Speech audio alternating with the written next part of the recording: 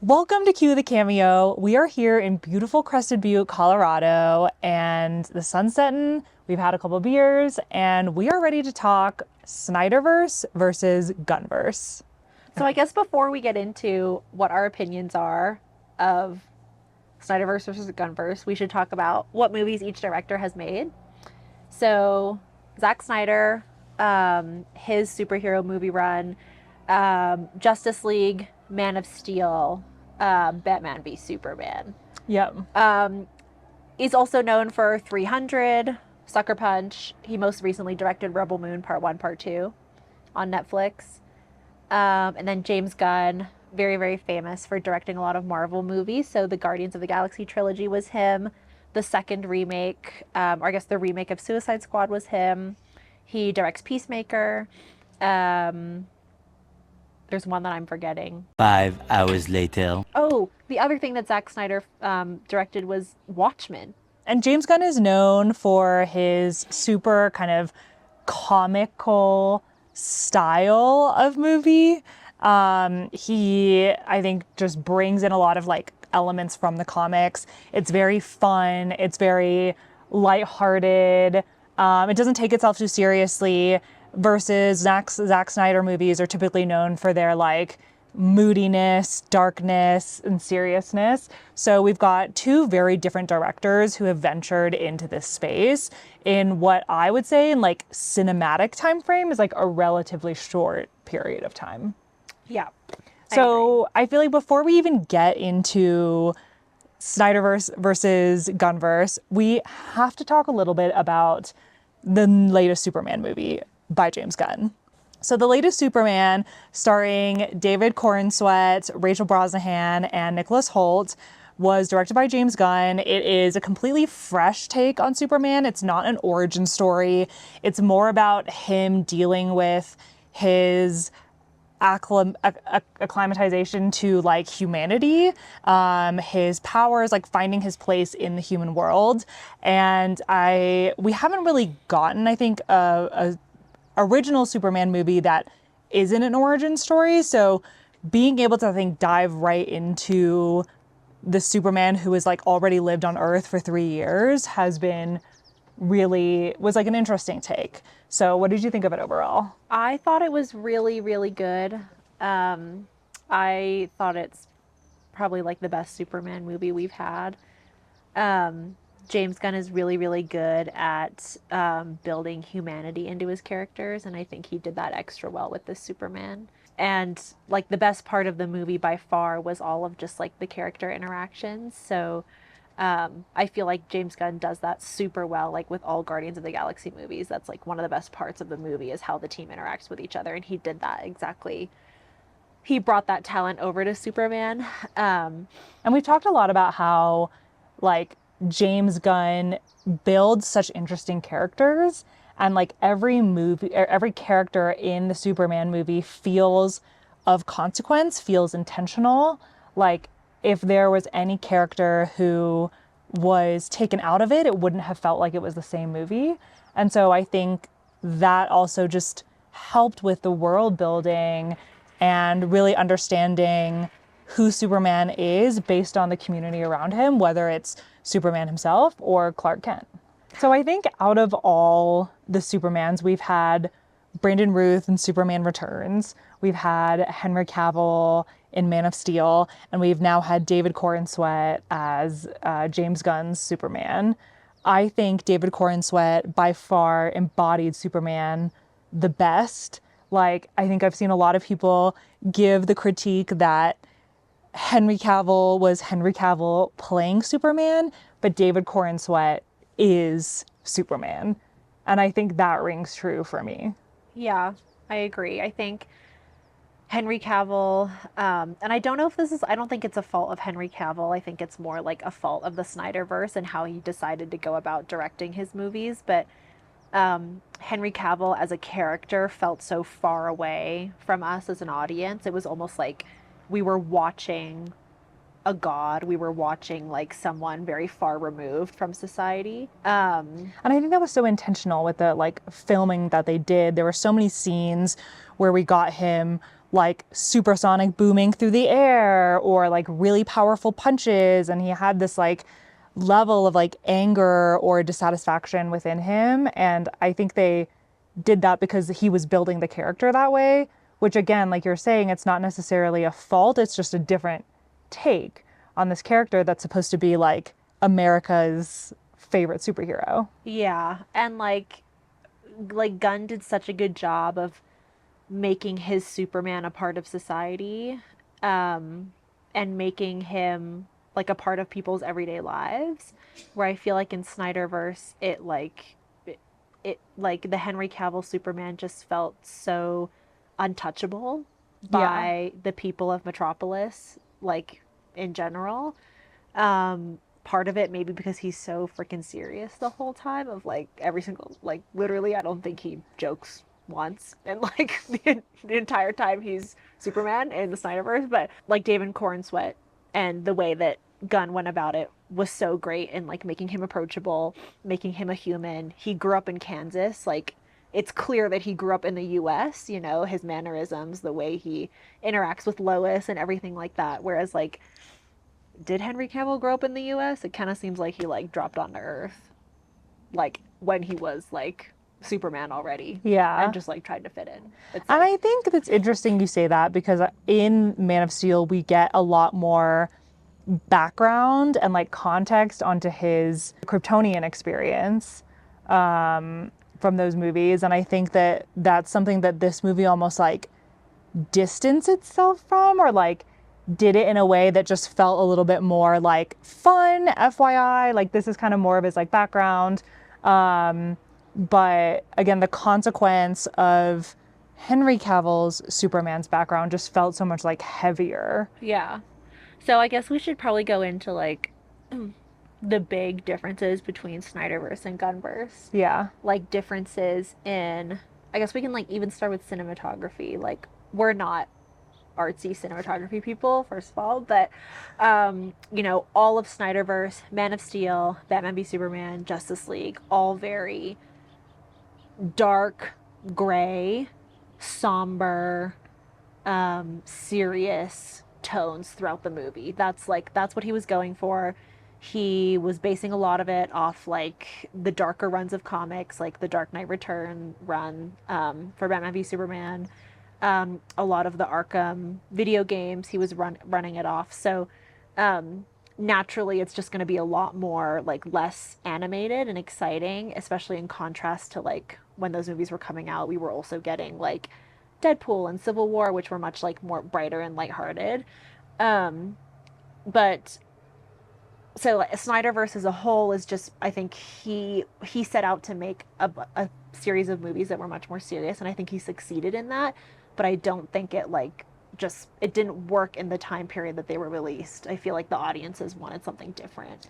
Yeah, and I think that the other thing too is that the Dark Knight series preceded Zack Snyder's Batman. Yeah. And so he was maybe, and I don't know if this could have been a studio thing or a director thing, but like this was the world that audiences were like already used to and had like already learned and seen. And so it could have been like easier in a way, or like feeling more familiar for Zack Snyder to continue that type of narrative, and for James Gunn to come in and kind of take a hard right and take this whole universe in a different direction. I think took a lot of confidence. And I think it works with the headspace that people are in now. Like, we're looking for a fun time at the theater. We're looking for escapism. And like, this movie achieved that in a way that the Snyderverse would like, it just wouldn't fly today. And I feel like it's also just so hard to like come after Nolan.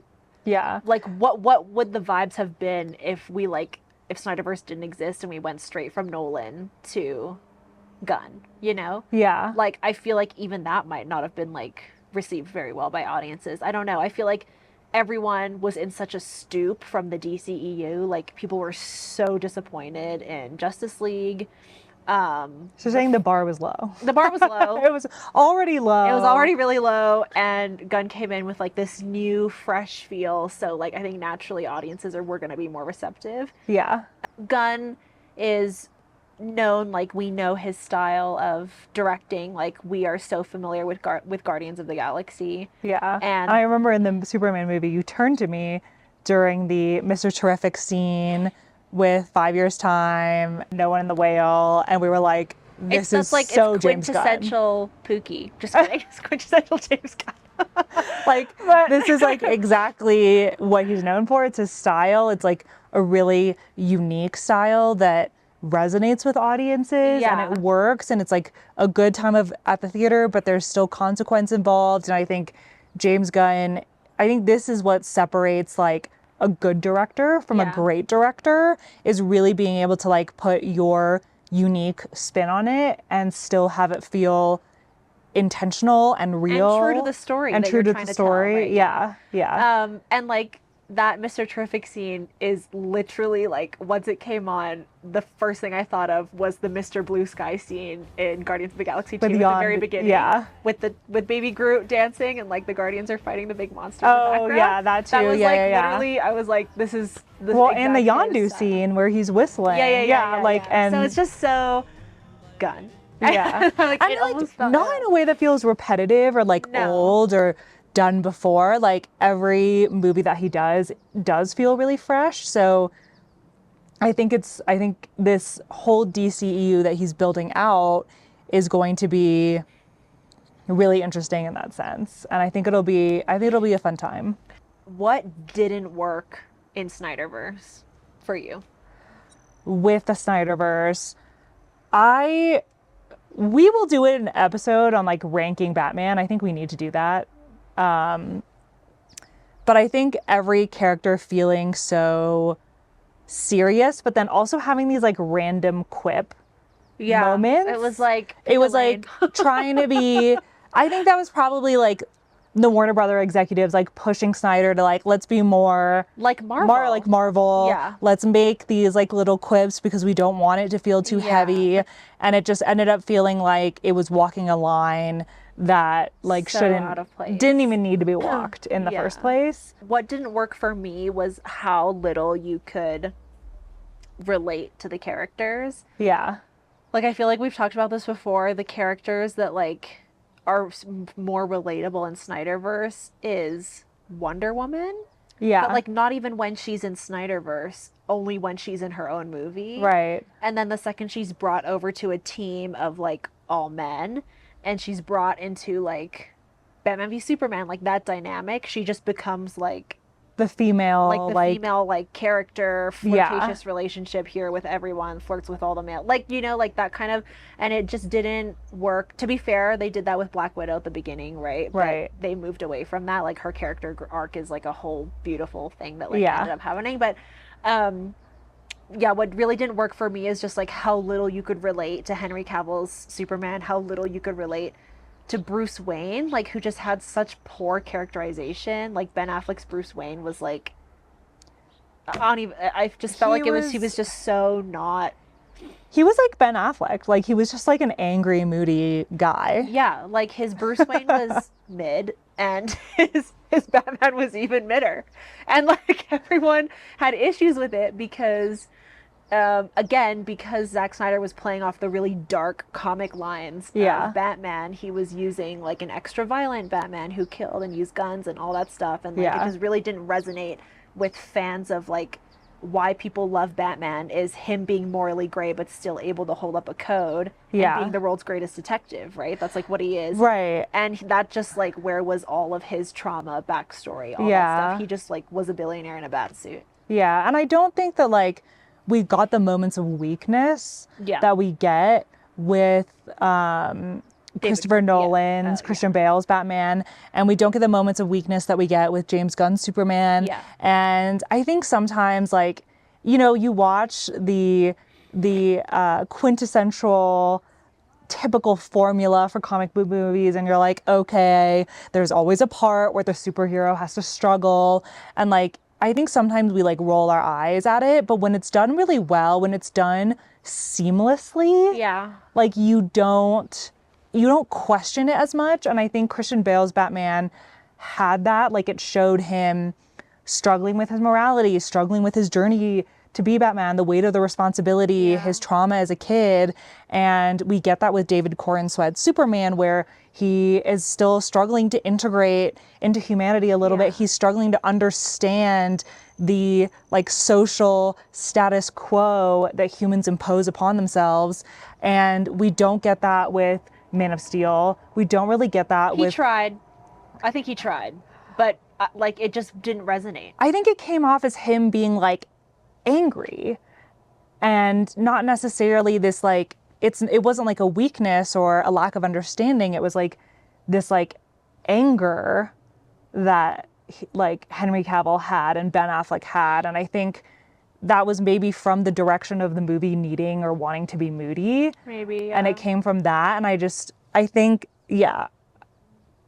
that ended up causing those characters to feel really unrelatable and not like that. Superman wasn't a Superman that I would have wanted to like be around. Yeah, they're untouchable. Yeah. They're like, yeah, untouchable, and it like doesn't resonate with audiences that when you like can't relate to your hero. Yeah. Yeah. Yeah. And it was just a very specific type of mood that Snyder was going for. And again, like just at that time was not the mood to go for, I guess. I guess maybe like I feel like maybe what he was trying to do was create superhero movies that were different, because at the same time, you know, we had Iron Man 3, Civil War, Deadpool coming out in that like stint of movies of Man of Steel, Batman v Superman, and maybe he was just trying to contrast the like animated, colorful, bright, like lighthearted Marvel cinema, like MCU, to his. And I mean, I think a lot of that was probably Warner Brothers like wanting that. Maybe like they chose like him. different. Yeah, like they chose him intentionally to differentiate. Yeah. And it wasn't a differentiation that audiences necessarily needed or wanted. I mean, I will say like Marvel movies have been up and down. Like there have been struggling recently. Yeah. I mean, no, still. I mean, there were a couple of movies back then that were like struggling as like well. Iron Man 3, like Love and Thunder. Thor. No, that was Admit recent. it. No. We don't need to trash Love and Thunder. Best movie ever. Bad.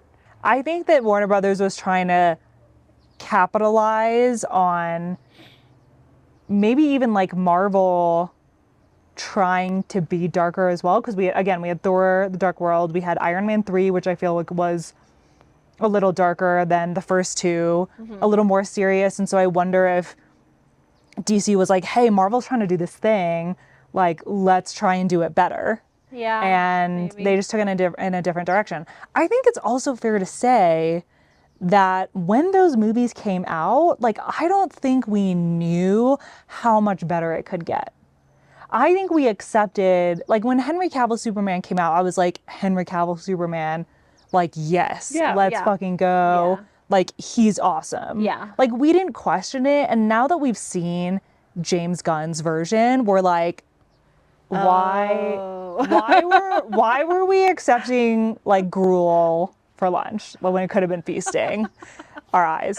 But it's like we just didn't know how bad we had it. And now it's like we can't go back. Yeah. Okay, what worked well in the Snyderverse and what worked well in James Gunn's? I feel like the strong point was casting. I think Henry Cavill, like, great casting for Superman. Well, and like B, I think, no, I think so. And B, the dramatization of his storyline, I think worked to some degree. Like, I think he set out to make a very dramatized retelling of Superman's origin story, and I think he succeeded in that. Yeah. It just didn't hit the way it needed to hit. I think when they brought in more otherworldly elements, like when we had Michael Shannon's character, Zod, yeah, when we had General Zod coming in, like that felt like, oh shit, this is heavy, like shit's going down. And I think that can be attributed to how serious and dark the world was, because you were like, oh, this is happening, like there are no limits to how bad it can get, versus with James Gunn's like Superman. It was like, again, like I did feel like the consequences were there, but I was like, okay, it's never going to get to a place where I'm like actually feeling like anxious or nervous or scared for this world. I know, but like you can make an argument that that's like what good movie telling is, though. Like, don't you want to feel those things in a movie? No, I do, but I'm saying that like Zack Snyder's version did that because it was so moody. Like they were able to achieve having this like really heavy potential of a consequence. And like while James Gunn's universe didn't have that, that movie worked for other reasons. Yeah. But Okay, again, well, there was at no point during James Gunn's Superman where I was like, are we gonna live? Are we gonna die? Like, I don't know. Okay, what worked? Gunverse, Superman, what worked? I just think the world building Yeah, was the world so building was just excellent. incredible. And wait, let's talk about casting for a second, because Henry Cavill, A+ casting for Superman. Every other character,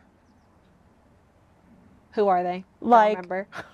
okay, we had Amy Adams as right. Lois Lane. We had Jesse Eisenberg as Lex Luthor. We had Yeah, Michael Shannon as General Zod. And I don't know. Those characters just felt, they all didn't. approached it in a different way. And I think that's what the character chemistry lacked because of that. Like, Jesse Eisenberg was this like Arkham Asylum-esque, Joker-esque Lex Luthor who was like kind of off his rocker. And Amy Adams was this like a little too sweet, a little too innocent Lois Lane. Like Lois Lane is A little too like, she wasn't very she was like a little go-getter. Yeah. Like and that's she- like a yeah. key trait of Yeah. Lois Lane. And I think something that Rachel Brosnahan did so well. Yeah. The intentionality behind the casting and the casting chemistry and being able, like each character really being able to lock in into these really unique defining traits that these characters have was a really good job. Like Yeah. James Gunn did an excellent job. And they all worked well together. Yeah. Everything about that movie told a story about a planet that we could be a part of and that we could live in and see these characters day to day and Yeah. see them interact day to day so seamlessly. Yeah. And that was the best part of the movie for sure. Yeah. I mean, we interact with Lex Luthor on a day-to-day basis here, like on Earth. It's just that his name is Jeff Bezos, but like... But Nicholas Holt's version of Lex Luthor was so... I just don't think we can talk about this movie without also addressing his take on this character, because it was so... There was no one else who could play Lex Luthor in this way of like this immature, boyish, like insecure Tech narcissist, mogul. like tech mogul. Like Yeah. there was no one else who could do it like he did. And Nicholas Hoult, like he plays these characters, right? We've seen him in like The Menu. Like he plays this like immature, boyish character, and he did Lex Luthor's justice with this depiction, I think. Yeah, I mean, everyone at the Daily Planet was excellent. Like, I mean, like I said at the beginning, I think every character had a right to be in this movie, and it's really rare to find a movie where you see that, where every character really, really does add something. Yeah. And I think that was probably one of the strongest things about this Superman, if not the strongest. Yeah. Is that every character had a role and Yeah. an actual role that mattered. Yeah. All right, so what is next for the DCU? We've got Peacemaker Season 2 coming up later this year. We've got Green Lantern I don't know. coming up.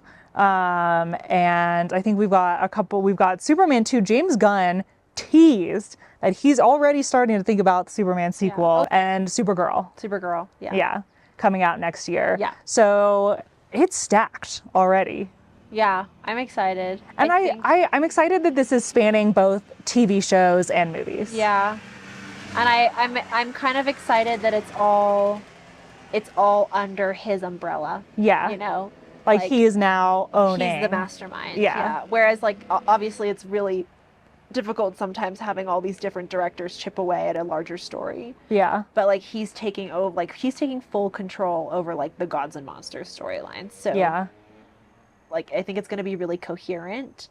I think it's going to all kind of be under one style. Yeah. And I think it'll be really cohesive, and I think that's what I'm most excited for. Yeah. Yeah. Do we think that the Gunverse, the Gun legacy, is going to outrank Kevin Feige's MCU? No. No. With Do the way you? Marvel's been going, like, do we think Okay, that right. there's a possibility, based on what we've seen in Superman, like, do we think these two universes could actually go head to head for the first time? If you're asking me if James Gunn's DCU is going to compare to the Infinity Stone storyline of MCU, no, nothing will compare to that. No. I'm talking future. Yeah, future. Looking I think, ahead. Yeah, we're toe to toe right now because Oh, Marvel's like, because like Marvel's been taking a peg down. They're Yeah. trying to build their way up. They kind of have been doing that with Thunderbolts and Fantastic Four, but like I think James Gunn he jumped ship. And Yeah. he's bringing the fans with him. Like, honestly, I think it's going to be toe-to-toe.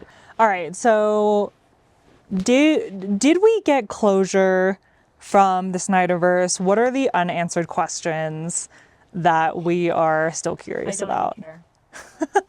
I literally don't give up. Sorry. I couldn't care less. I don't, like... I can't even think of like a I can't even single think of, like, a- teaser or cameo or anything that we're the like, Black Adam. oh my gosh. I mean, yeah, that's a whole conspiracy theory. I think James Gunn has recently addressed it too, of like, you know, The Rock tried to come in and take over the DCU, and So weird. it ended up kind of just falling apart. He tried to bring back Henry Cavill's Superman, probably because he knew the movie was going to tank and he needed something to like get viewers to the theaters. And so teased Henry Cavill's Superman return in front of us, and it wasn't enough. It wasn't enough. And I think we knew, anyone who was, I think, close with the studio news, like, knew that Henry Cavill wasn't going to be returning long term. And so it was kind of this like pointless tease for us, and it didn't work. And so I guess Like, I don't need closure from Snyderverse, like is my answer. we're done. I don't need closure. We don't need it. Like, I'm happy that I have Justice League Snyder cut to like put in the background while I like cook, but I don't need anything else from that universe. Yeah. I'm just like glad that we have something to look forward to. Well, if you haven't seen Superman in theaters, go check it out. Definitely watch Peacemaker Season 1. Gear up for Peacemaker Season 2. That is going to set the precedent for the next phase of the DCU. James Gunn has told us that it is starting off strong. We're getting cameos from Hawkgirl, Guy Gardner, Green Lantern, and it is going to set up the multiverse that the rest of the DCU is going to live in. So Creature Commandos too. and Creature Commandos, it's an animated series. If you haven't seen it, I think it's available to stream on Basically, HBO. you gotta watch all this to be up to date, or else you'll be left behind. And he's building a world, so we've got to lock in and we've got to commit. But I am super excited for what's next. I am looking forward to anything James Gunn has to serve us. I am sat. I've got my bib. I've got my knife and fork. I'm ready to eat. And I want to know if people agree with us on Snyderverse, or if we're just like freaking delulu. Yeah, we want to teach know us what a you lesson. thought. Teach us a lesson.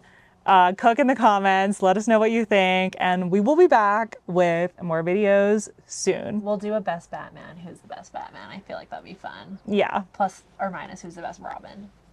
Yeah. Yeah. See you soon on Cue the Cameo. Thanks for watching. Bye! Superman robots, I thought I told you to keep an eye on him. We feed the canine, but he is unruly. And he realizes we are not flesh and blood and couldn't, in our heart of hearts, care less whether he lives or dies. Ellie's gonna run after these birds. Okay. All right, and then what's first?